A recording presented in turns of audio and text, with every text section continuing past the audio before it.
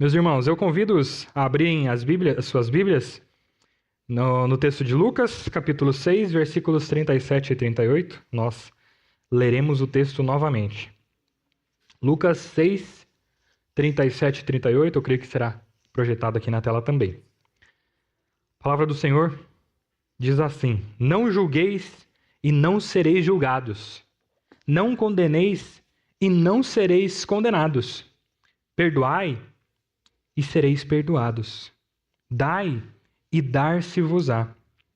Boa medida, recalcada, sacudida, transbordante, generosamente vos darão. Porque com a medida com que tiverdes medido, vos medirão também. Até aqui a leitura da palavra do nosso Deus. Vamos orar mais uma vez, pedindo a iluminação do Santo Espírito para compreendermos aquilo que o Senhor quer nos dizer hoje. Senhor nosso Deus, nós nos colocamos diante de Ti, como filhos do Senhor, como servos Teus, e neste momento, ó Pai, nós nos colocamos em culto ao Senhor para louvar o Teu nome, para bendizer ao Senhor, arrependidos pelos nossos pecados, pelas nossas falhas, pelas vezes que tratamos mal os nossos irmãos, mas já confessamos também os nossos pecados, já rogamos ao Senhor o perdão por eles e cremos, ó Pai, que o Teu Filho Jesus Cristo pagou o preço, sofreu a punição que nós merecíamos receber. E neste momento, ó Pai, nós te pedimos que o Teu Santo Espírito venha a iluminar a nossa mente, para que nós compreendamos aquilo que o Senhor quer nos ensinar hoje. E que as palavras aqui faladas, ó Pai, vão diretamente de encontro ao nosso coração, para que nós sejamos confrontados em nossas mazelas, em nossas dificuldades, naquilo que erramos, mas também que nós sejamos confortados, ó Pai, pela obra graciosa do nosso Senhor Jesus Cristo. E abençoa-nos, ó Pai, para que dia a dia, por meio da Tua palavra, Deus, nós sejamos conformados ou moldados a partir do caráter de Cristo. E que dia a dia nós sejamos bons e fiéis servos do Senhor, para a honra e glória do Teu nome. É o que nós te pedimos e te agradecemos em nome de Jesus. Amém. Alguns meses, alguns dias atrás, eu lembro que eu li em algum lugar, em algum livro, algum artigo ou coisa assim, sobre... O autor ali dizia que há alguns anos João 3,16 era o texto mais conhecido da Bíblia. Porque Deus amou ao mundo de tal maneira que deu o seu Filho unigênito para que aquele que nele crê não pereça, mas tenha a vida eterna. Esse texto que fala do amor de Deus ao enviar seu Filho era o texto mais conhecido da Bíblia. No entanto, nesse mesmo texto que eu li, dizia que hoje, nos últimos 5 anos, talvez, um pouco mais, o texto mais conhecido da Bíblia, os versículos mais conhecidos da Bíblia e mais falados são Mateus 7:1 e Lucas 6:37. Mas apenas o começo do versículo que diz: Não julgueis. E aí é muito comum a gente ouvir palavras como: por que você está falando isso para mim? Só Deus pode me julgar. Então é muito comum a gente ouvir esse tipo de palavras na nossa vida.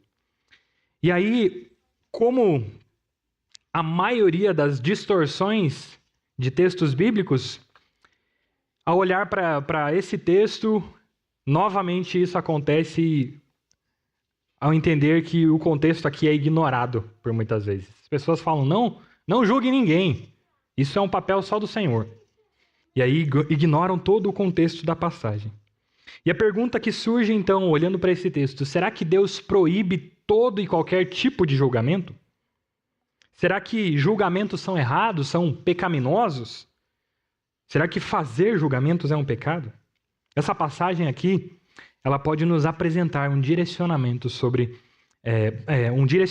para podermos ter uma resposta adequada para essas perguntas.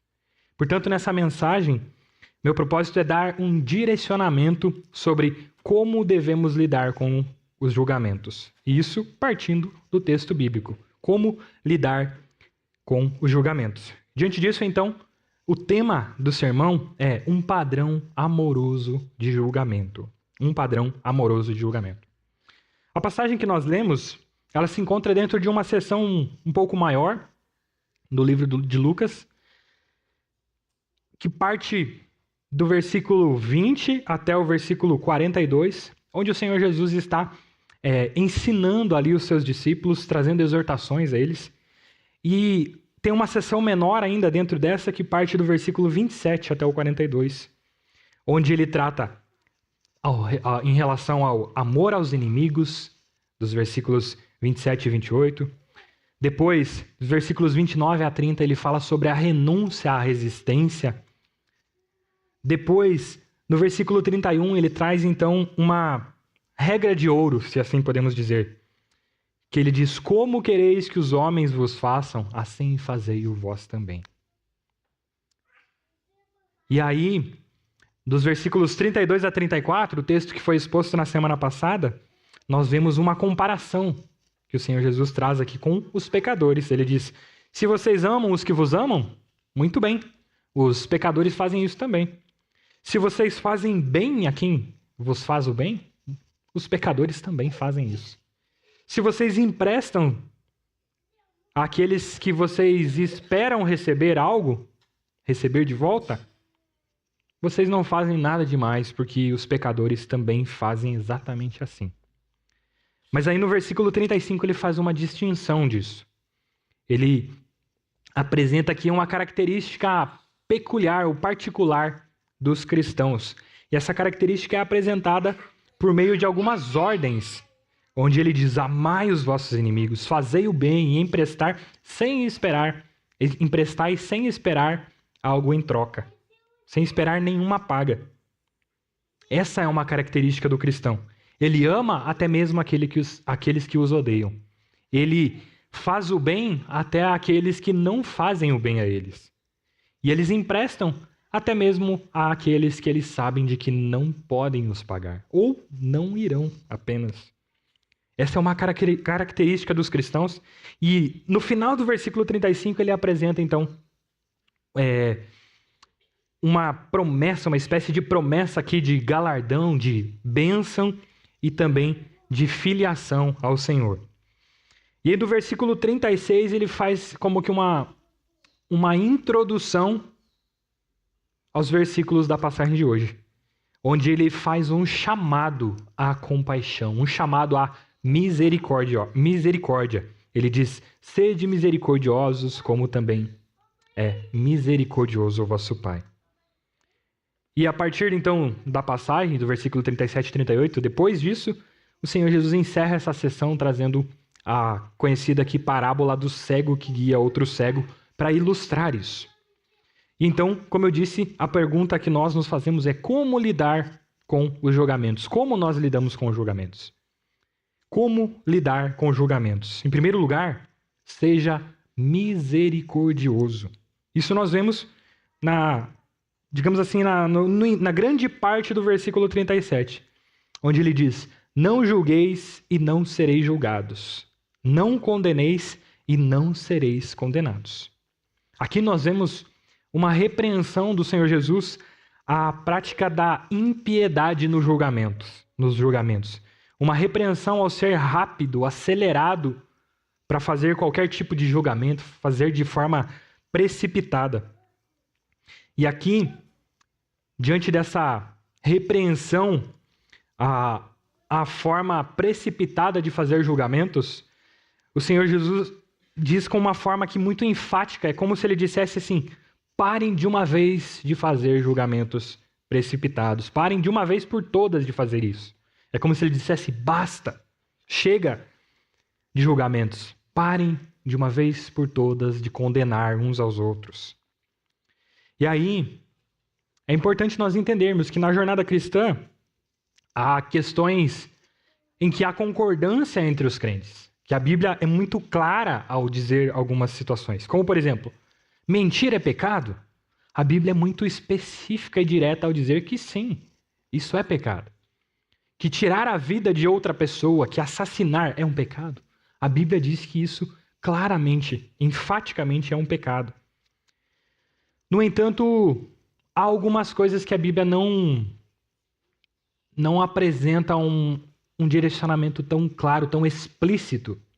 E às vezes nessas questões, nós podemos ter visões diferentes em relação aos nossos irmãos, e em ambas nós termos parâmetros bíblicos para fundamentar essas visões, mas sermos discordantes em relação aos nossos irmãos.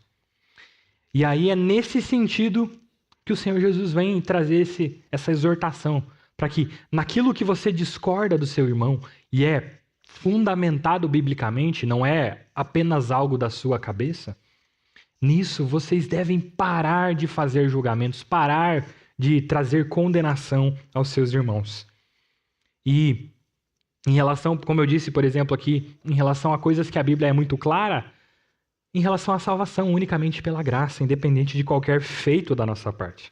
Mas há, como eu disse, aqueles assuntos em que não temos clareza e por isso precisamos ter cuidado para não sermos precipitados em nossos julgamentos em relação aos nossos irmãos.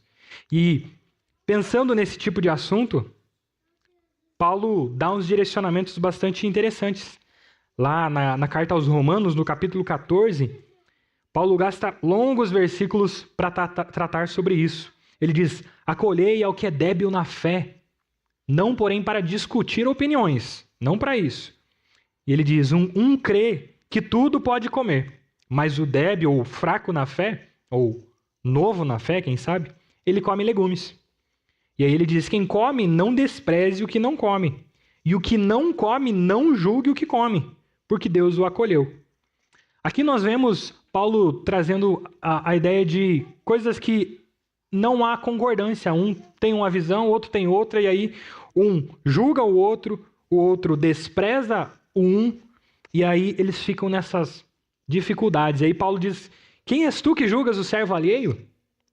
Para o seu próprio Senhor está em pé ou cai, mas estará em pé porque o Senhor é poderoso para o suster. Um faz diferença entre dia e dia, outro julga iguais todos os dias. Cada um tem a opinião bem definida em sua própria mente. Aquilo que você crê biblicamente, bem fundamentado, não é apenas fruto da sua imaginação, mas aquilo que é pautado pela palavra, você deve ter isso firmado na sua mente, muito bem definido, essa sua opinião muito bem definida. E se o seu irmão estiver a sua opinião muito bem definida e for contrária à sua, vocês não devem ter a atitude de julgar ou de condenar o irmão e entrar em discussões em relação a isso. Aí ele diz, quem distingue entre dia e dia, para o Senhor o faz. E quem come, para o Senhor come, porque dá graças ao Senhor.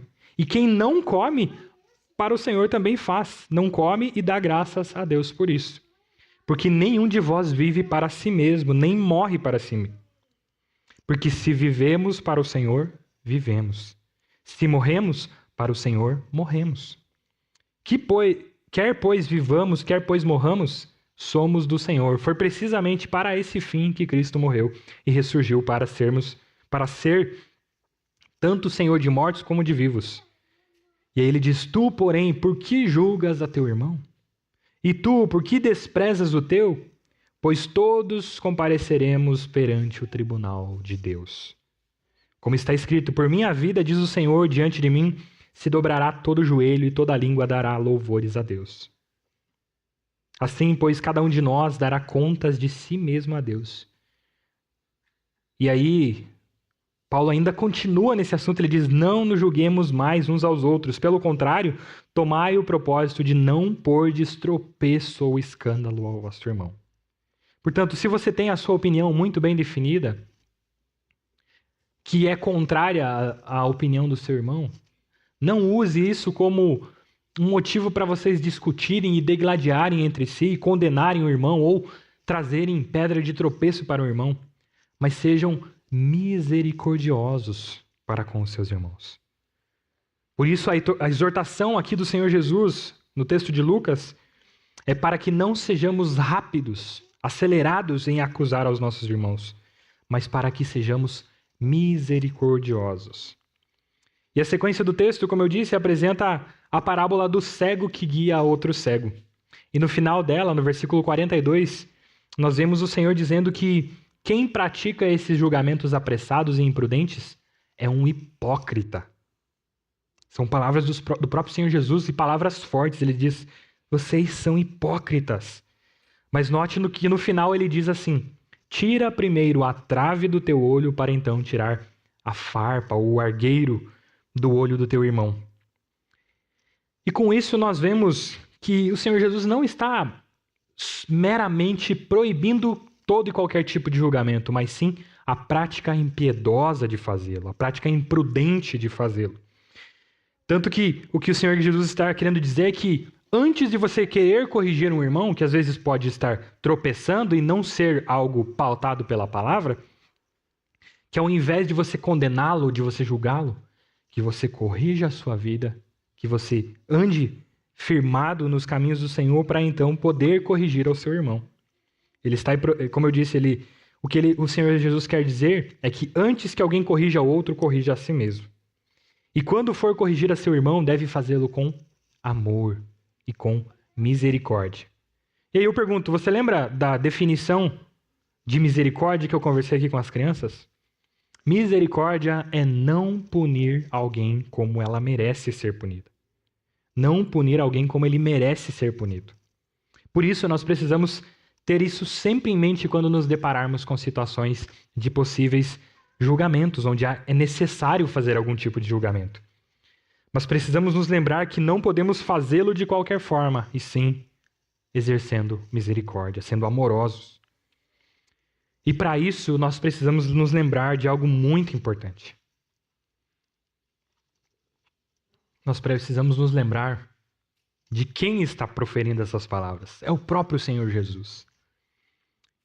E com isso, nos lembrarmos daquilo que Ele fez por nós. Por isso, antes de fazer qualquer tipo de julgamento, lembre-se do que Jesus fez por você. Quando nós reconhecemos a nossa dívida para com Deus, quando nós reconhecemos os nossos pecados, as diversas vezes que nós desagradamos ao Senhor, nós reconhecemos o quanto nós merecemos a ira do Senhor. E nós sabemos que os nossos pecados que fazem separação entre nós e o Senhor, por serem diretamente cometidos contra o Senhor, eles merecem uma punição terrível, gigantesca, a ponto de nós não termos como pagar e por isso a punição pela nossa dívida deveria ser de morte eterna, de passar a eternidade em sofrimento. E ainda assim, não seria possível nós pagarmos o preço pelo nosso pecado, porque aquele a quem nós cometemos pecado é santo. E os nossos atos pecaminosos desagradam a Ele e ferem a santidade de Deus. Isso precisa ser restituído, precisa ser restaurado, e por isso, então, precisa ser pago. Por isso, o pecado, a injustiça precisa ser punida para que haja justiça. Mas a palavra do nosso Deus nos traz conforto. Ao mesmo tempo que ela nos confronta, ela nos traz conforto. Conforto ao nosso coração ao saber que a punição, a tamanha punição que nós merecíamos, Jesus sofreu em nosso lugar. Ele pagou um alto preço, o qual nós deveríamos pagar, mas que nunca teríamos a condição. E por isso, como eu disse, nós precisaríamos passar por toda a eternidade recebendo a ira de Deus. Mas o Senhor foi misericordioso e enviou seu Filho a este mundo para que sofresse em nosso lugar. Note que o Senhor não apenas perdoa os nossos pecados falando assim, eu me esqueço daquilo que você fez e está tudo bem. Não. O pecado precisa ser punido. A justiça do Senhor precisa ser revelada, precisa ser mostrada. Porque senão mostraria que o Senhor é indiferente em relação àquilo que desagrada a Ele. E por isso o pecado precisa ser punido. E para isso, então, Ele envia o seu Filho, que era santo, reto, o único homem perfeito, para sofrer a punição que nós mereceríamos. E por isso, então, nós não seremos julgados, nem condenados, porque Cristo já o foi em nosso lugar. E por isso é importante nos lembrarmos do que João 3,16 nos diz, e a sequência do texto. O texto diz, porque Deus amou ao mundo de tal maneira que deu o seu Filho unigênito, para que todo o que nele crê não pereça, mas tenha a vida eterna. Porquanto Deus enviou o seu Filho ao mundo, não para que julgasse o mundo, mas para que fosse salvo por ele. Quem nele crê não é julgado. O que não crê já está julgado. Eu acho interessante essa construção do texto que ele diz que Jesus não veio ao mundo para condenar, mas sim para julgar, mas sim para trazer libertação, salvação. Mas a sequência do texto mostra um julgamento, uma condenação. Ele diz: quem nele crê não é julgado, mas o que crê já está julgado, porquanto não crê no nome do unigênito Filho de Deus. E ele diz: o julgamento é este, que a luz veio ao mundo e os homens amaram mais as trevas do que a luz, porque as suas obras eram más. Isso está lá em João 3, 16 a 19. E aí nós vemos aqui nesse texto o Senhor Jesus dizendo: não julgueis e não sereis julgados. Não condeneis e não sereis condenados. E aqui a construção do texto na língua original, ela vem de uma forma bastante enfática, tanto ao apresentar aquela ordem de dizer basta, chega de julgamentos precipitados, mas a resposta a isso, ela também vem de forma enfática, quando ele diz não sereis julgados e não sereis condenados. É como o Senhor Jesus dissesse assim: não julguem e jamais vocês serão julgados. Não condenem e jamais vocês serão condenados.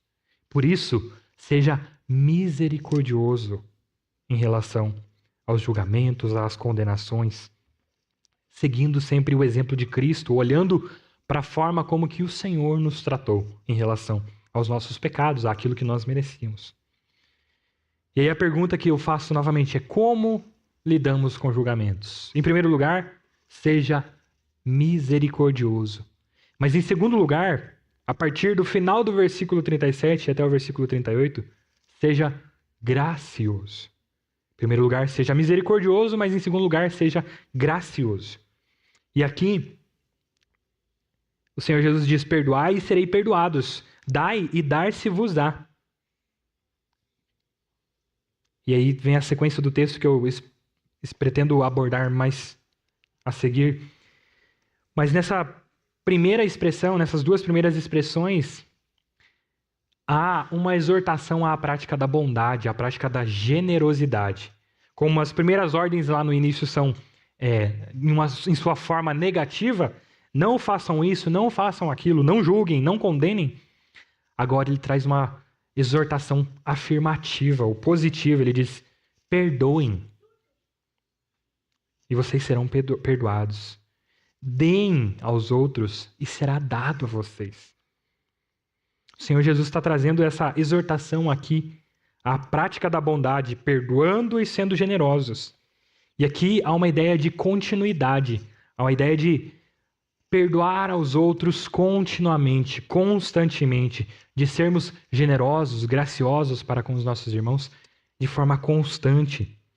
E também há uma espécie de uma promessa na sequência do texto. É como se o Senhor Jesus dissesse assim: perdoem e é certo que vocês serão perdoados. Deem aos outros e é certo que que a vocês será dado. Mas nós não podemos usar dessa linguagem aqui como uma espécie de troca. Eu só vou perdoar o outro para que ele me perdoe também. Eu só vou dar algo ao outro para que ele dê a mim também. Lembre que o texto não está dizendo sobre isso. A sequência, toda a construção do texto, desde lá o versículo 27, está falando exatamente o contrário disso. De que se eu faço algo, se eu perdoo alguém esperando ser perdoado, ou se eu dou a alguém esperando que algo seja dado a mim, isso até os pecadores fazem, até aqueles que não creem no Senhor fazem, os ímpios, os réprobos, até os homens maus fazem coisas esperando receber o mesmo em troca. Mas a exortação aqui é para amar aos outros, para perdoar, para dar aos outros, sem esperar ser perdoado, sem esperar que algo seja dado em troca. Mas ainda assim o Senhor nos garante que Ele dará, que Ele nos perdoará. E pensando nessa ideia de perdão, de reconciliação, de amor, um texto conhecidíssimo da Bíblia, talvez o texto mais conhecido em relação ao perdão, ao tratar com o irmão culpado, é Mateus 18. O capítulo todo fala sobre essa linguagem de perdão, sobre como tratar um irmão culpado. E após, então, apontar alguns passos sobre como tratar em relação ao pecado, ao perdão, Pedro vai até Jesus e pergunta a ele: Senhor, até quantas vezes meu irmão pecará contra mim que eu lhe perdoe? Até 7 vezes? E o Senhor Jesus responde: não te digo que até 7 vezes, mas 70 vezes 7. Mostrando aqui que não é para eu fazer a conta de quantas vezes eu posso perdoar, mas que deve ser incomparavelmente maior, deve ser constante, contínuo, e eu não devo me preocupar com quantas vezes o meu irmão pecar, mas eu ter o coração sempre disposto a perdoar. E tanto é que na sequência do texto, lá de Mateus 18, o Senhor Jesus apresenta uma história ali para ilustrar isso. A conhecida parábola do credor incompassivo. É a história de um servo que devia ao rei e a dívida dele era uma dívida tamanha, impagável, era muito alta. A ponto de o texto dizer que ele seria vendido, a sua mulher, os seus filhos, para que tentasse pagar a sua dívida. E então esse servo roga ao rei para que o rei fosse paciente com ele, que ele o pagaria, mesmo que fosse uma dívida de milhões, de bilhões talvez. E o rei então se compadece dele e perdoa a sua dívida. No entanto, esse servo tinha um conservo. E esse conservo também tinha uma dívida para com ele. Mas era uma quantidade assim insignificante, era uma pequena dívida, incomparavelmente menor do que a que ele devia ao rei.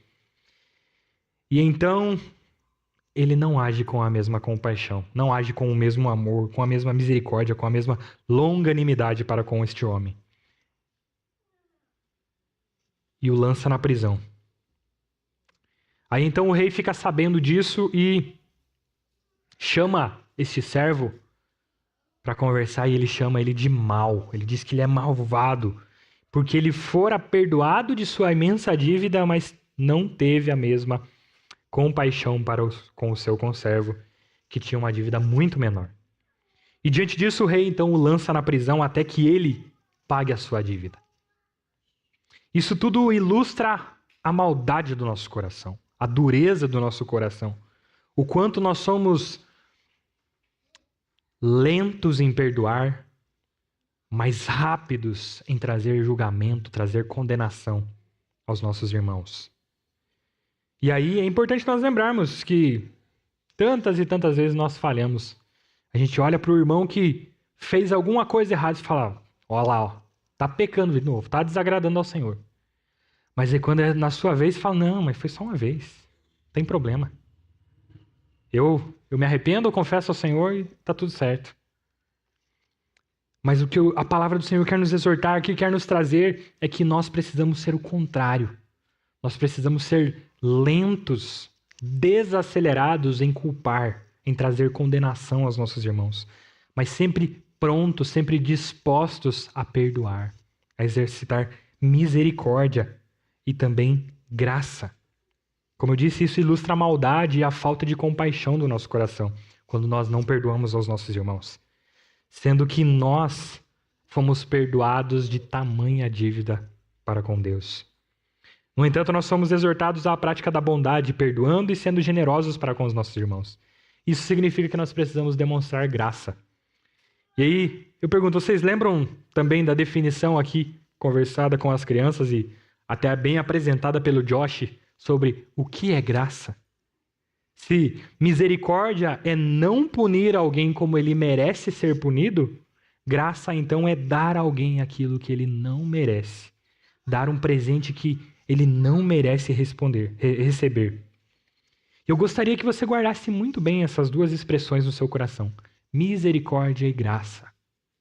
Guardá-las para cada situação, para cada momento na sua vida, seja no seu trabalho, quando alguém vier de forma dura falar com você, seja quando a sua esposa ou seu marido fizer algo que não te agrada em casa, quando o seu filho desobedecer, você ser pronto a agir com misericórdia e com graça. Isso deve ser sempre pautado ou fundamentado na forma que Cristo tratou a nós. Pois essas duas palavras nos mostram como o Senhor nos tratou em relação aos nossos pecados. Com a morte de seu Filho na cruz, Deus nos tratou com misericórdia ao não nos condenar eternamente por conta da nossa dívida para com Ele, mas também nos tratou com graça ao nos dar certeza da salvação e a certeza de que viveremos eternamente com Ele, desfrutando daquilo que foi conquistado não pelas nossas forças, mas por Jesus na cruz. E na sequência do texto há uma espécie também de uma promessa aqui apresentada.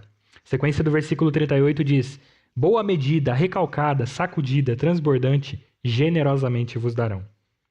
Aqui, o Senhor Jesus faz uma ilustração, usa uma linguagem de contar grãos. Na época, era muito comum as pessoas irem ao mercado, aos lugares que se vendiam as coisas lá para comprar grãos, sementes, para plantar, para comer ou coisas assim. E para isso, para comprar essas medidas, esses grãos, era necessário ter um padrão, ter uma boa medida de quantidades. E aí a boa medida, pressionada, sacudida e transbordante, essa é a linguagem do texto, era necessária. E aqui, para entendermos melhor, ela funcionava assim: a medição do milho é um processo que é realizado de acordo com um padrão estabelecido. O vendedor se agachava ao chão com a medida, com uma espécie de uma bacia entre as pernas e ia enchendo. Enchia até 3/4 daquela medida, daquela bacia. Em seguida, ele sacudia em movimentos giratórios para que os grãos fossem se assentando, fossem se estabilizando ali. Aí ele então completa novamente a medida, aperta, pressiona bem com suas mãos para que cada mínimo espaço vá sendo preenchido pelos grãos. Depois ele pegava uma espécie de um cone, colocava em cima e ia pressionando para que não houvesse o mínimo espaço possível livre ali e que fosse bem acomodado os grãos para que fosse uma medida justa, uma medida adequada ali, né? E então, dessa forma, o comprador poderia ter a garantia de uma boa medida absolutamente cheia e não de modo que não pudesse conter mais e nem menos, mas que fosse justa essa medida. E com essa ilustração, então, o restante do versículo 38 apresenta outra expressão aqui, subentendida nas palavras, mas é uma outra expressão além de misericórdia e graça. E a expressão que fica subentendida na sequência do texto é justiça. Ele diz: porque com a medida com que tiverdes medido, vos medirão também. Aqui é como se o autor estivesse fazendo, como se o Senhor Jesus estivesse fazendo uma espécie de conclusão. Como ele disse lá na sequência do texto, entendendo que esse assunto vem desde o versículo 17, no versículo 31, ele diz: façam aos homens como vocês querem que eles façam a vocês. No versículo 36 ele diz: sejam misericordiosos como é misericordioso o vosso Pai. Mas agora ele não dá essa espécie de uma ordem. Ele diz: vocês serão medidos. É certo isso. Vocês serão medidos como vocês medem uns aos outros. E aí, se nós colocarmos os outros em julgamento, os condenarmos, retermos o perdão e não tivermos generosidade, quando nós fizermos isso, o que nós devemos esperar é que Deus responda à mesma medida. Lembra-se da oração do Pai Nosso? Que o Senhor Jesus ensina, ele diz: perdoa-nos as dívidas assim como nós temos perdoado uns aos outros.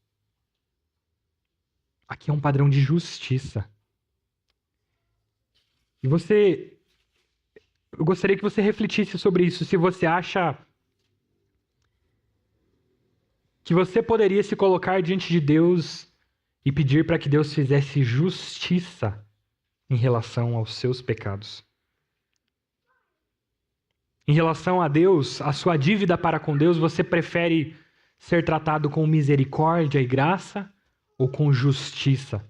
Que a mesma medida que você trata aos outros seja tratado com você. O que é preferível? Misericórdia e graça ou justiça?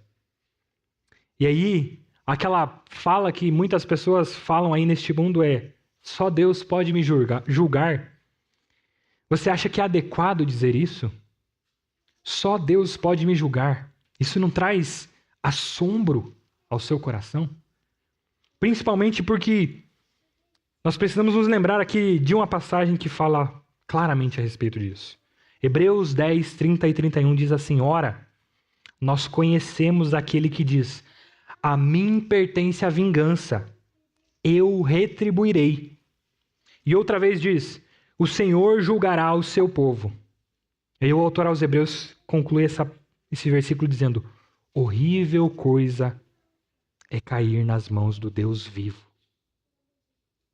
Horrível coisa é cair nas mãos do Deus vivo. Ao entender que a justiça, a vingança pertence ao Senhor e Ele julgará, Ele fará isso, é certo que Ele fará, isso não te assusta?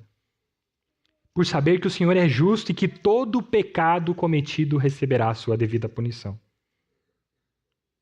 Isso traz assombro ao nosso coração. Mas a palavra nos conforta. E louvado seja o Senhor, porque o juízo dele, a ira santa e justa do Senhor, não cairá sobre nós, porque ela já foi derramada sobre o Senhor Jesus. O cálice da ira de Deus foi derramado sobre Jesus, o seu Filho. E, portanto, a misericórdia e a graça do Senhor para conosco deve ser aquilo que nos motiva a sermos misericordiosos e graciosos para com os outros.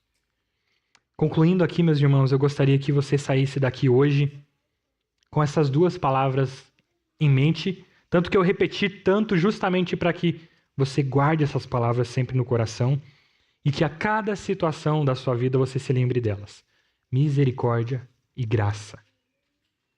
Que você tenha o coração disposto a não punir aos outros como eles merecem ser punidos. E também com o coração disposto a perdoar, a amar, a presentear aos outros como eles não merecem ser perdoados ou receber. Porque é dessa forma que o Senhor nos tratou, com misericórdia, mas também com graça. E que antes de fazer qualquer tipo de julgamento, você se lembre de que o Senhor agiu com misericórdia, não dando a punição que você merecia.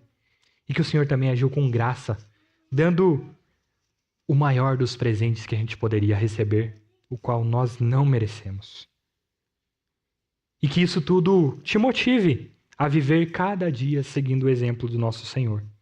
Por isso, lide com o julgamento sendo, em primeiro lugar, misericordioso, mas em segundo lugar, sendo também gracioso. Que o Senhor nos abençoe para que nós diariamente sejamos lembrados dessas palavras e que elas não fiquem apenas na nossa mente, mas nós coloquemos isso em prática em todo o nosso viver, sempre firmados, fundamentados na pessoa e obra de Cristo em nossa vida. Que o Senhor assim nos abençoe. Vamos orar mais uma vez? Senhor nosso Deus, nós louvamos ao Teu santo nome, ó Pai, pela Tua santa palavra, por aquilo que o Senhor escreveu por meio de servos escolhidos pelo Senhor, usados pelo Senhor para trazer ensinos ao povo em diversas épocas da história. Mas nós cremos, ó Pai, que a Tua santa palavra é eficaz, é suficiente, permanente, duradoura, ao ponto de ser aplicável ainda nos nossos dias. E nós cremos que elas serão assim eternamente, ó Deus. A tua palavra não muda, ó Pai. O Senhor não muda. Nós mudamos. Nós falhamos. Nós tropeçamos. Nós criamos coisas para desagradar ao Senhor. Nós usamos os presentes que o Senhor nos dá. Nós usamos isso contra o Senhor muitas vezes, ó Pai. E por isso nós pedimos que o Senhor nos perdoe, ó Deus. Que o Senhor não nos condene por isso. Que o Senhor seja misericordioso, ó Pai, não nos dando a punição que nós merecemos. Mas nós te pedimos também, ó Deus, que o Senhor haja com graça sobre a nossa vida. Nos fazendo sempre lembrar, ó Pai, da pessoa e obra de Cristo. Sabemos o quanto Ele sofreu, ó Deus. Não sabemos experiencialmente, mas sabemos que nós não suportaríamos receber a ira do Senhor que foi aplicada sobre Jesus. Mas nós sabemos, ó Pai, que mesmo que não suportássemos, mesmo que não tenhamos a capacidade de suportar isso, era isso que nós merecíamos, ó Deus. E isso traz dor, peso ao nosso coração. Nos sufoca, ó Deus, saber que os nossos pecados trazem ira do Senhor, condenação eterna. Mas ao mesmo tempo que somos sufocados com isso, o Senhor nos lembra que a tua palavra nos traz conforto, nos traz alívio e descanso ao saber que o sacrifício de Jesus, de entregar a sua própria vida para pagar o preço, para receber a punição dos nossos pecados em nosso lugar, nós sabemos que isso conquistou um presente gracioso, maravilhoso, o maior presente que nós poderíamos receber, que é a salvação, a vida eterna, a certeza de que quando a nossa vida aqui se acabar, nós nos encontraremos com o Senhor. Portanto, ó Deus, nos lembre, ó Pai, de sermos misericordiosos e graciosos em cada momento da nossa vida. Que nós sejamos prontos, rápidos, acelerados para agir com amor, com graça. E também misericordiosos, ó Deus, para não punir aqueles que nos ferem, pois sabemos que nós também, em outros momentos, ainda iremos tropeçar, iremos falhar para com os nossos irmãos. Por isso nos lembra, ó Pai, da obra de Jesus, e que ela não somente nos motive, mas nos ajude a viver dessa maneira, para a honra e glória do Teu nome. É isso que nós te pedimos, em nome de Jesus. Amém. Amém. Que Deus abençoe, meus irmãos.